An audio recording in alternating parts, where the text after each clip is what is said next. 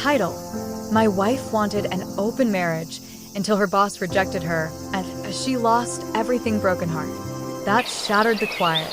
It started with 7 words that detonated inside my skull. Honey, I think we should open our marriage. For a second, I thought she was joking. Valerie, my wife, my anchor, my high school sweetheart, looked dead serious. Her tone was flat, clinical, like she was discussing dinner plans. And my body knew before my mind did. A slow surge of cortisol flushed through my chest, tightening everything. My heart stumbled. My pupils dilated.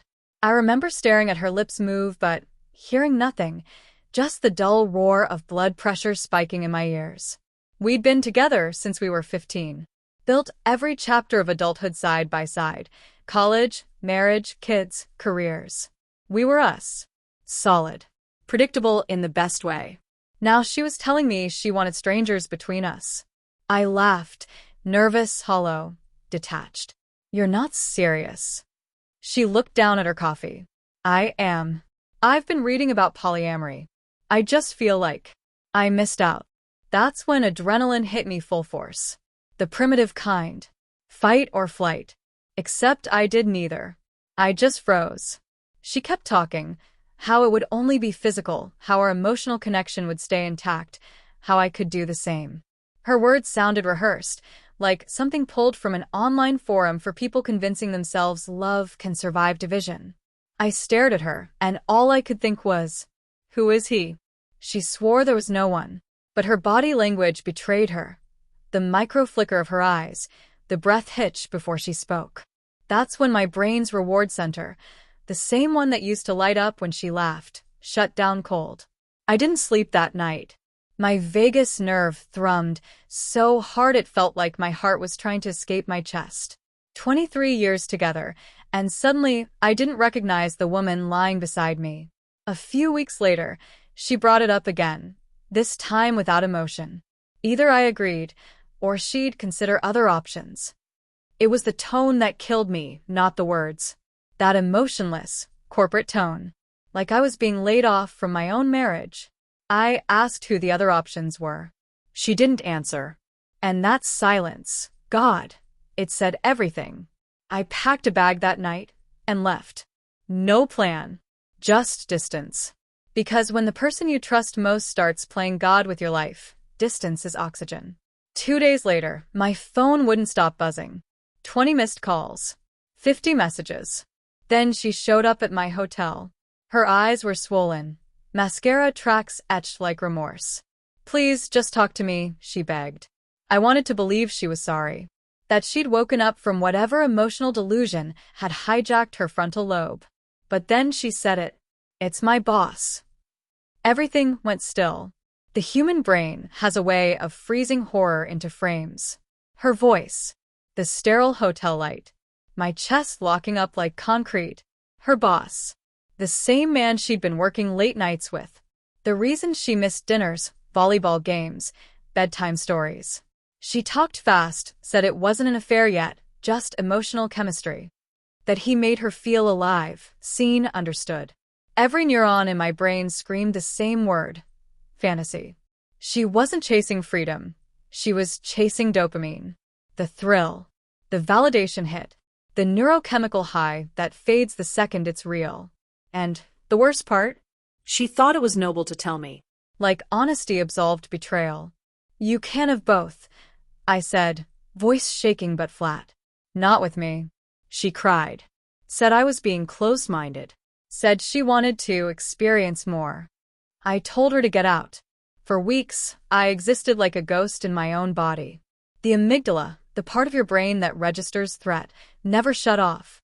Every phone vibration felt like danger. Every quiet moment was filled with the echo of her words. Then came the call, 2 months later. Her voice cracked. I need to talk. Please. I went to the house. She was pacing, jittery, eyes hollow. She'd made a huge mistake at work, sent the wrong file to a major client. HR was involved. Her boss was furious. The same boss? I asked. She nodded, cheeks burning. Then came the truth. He never wanted her. She'd misread everything. professional kindness for romantic attention. She'd confessed her feelings and he'd recoiled, calling it inappropriate. Now, she was facing termination. She'd thrown away 15 years of marriage, 2 kids, and her own peace of mind for a man who never wanted her. Her hands trembled as she cried, "Everything's falling apart. I don't have anyone else." I looked at her and felt nothing. No rage. No relief. Just a hollow quiet where love used to live.